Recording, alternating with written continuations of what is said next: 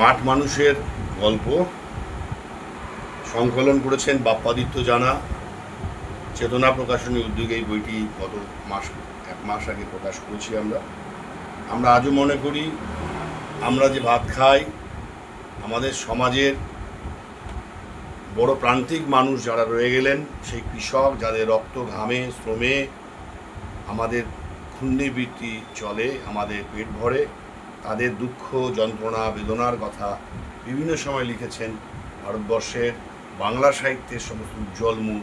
তাদের মধ্যে বিভূতিভূষণ বন্দ্যোপাধ্যায়, অচিন্ত সেনগুপ্ত থেকে শুরু করে সোহরাব হোসেন, ইদানিংকালের হামিরুদ্দিন মির্জা, এরকম প্রায় ৮-১০ জন লেখকের কৃষকদের জীবন জীবিকা, তাদের দৈনন্দিন জীবনের ব্যথা বেদনা, এই সমস্ত কথা, রক্ত ঘামের কথা, তাদের সেই লেখাগুলিকে নিয়ে বাপ্পাদিত্য জানা বইটি লিখে সম্পাদনা করেছেন।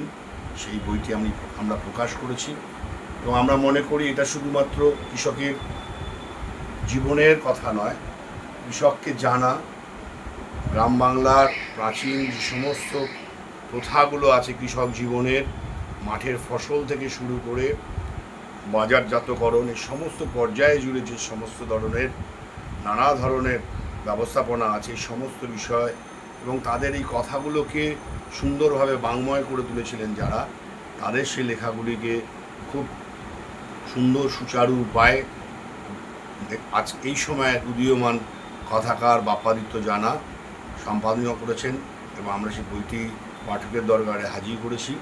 আমরা চাই বইটি মানুষ পড়ুক এবং আমাদের সাথে সাথে বাংলার মানুষ, বাংলাভাষী মানুষ জানুক কৃষকের জীবনের কথা, ব্যথা বেদনার কথা। এই সমস্ত বিষয়টি নিয়ে এই বইটি আমরা প্রকাশ করেছি। আশা করি পাঠকদের ভালো লাগবে।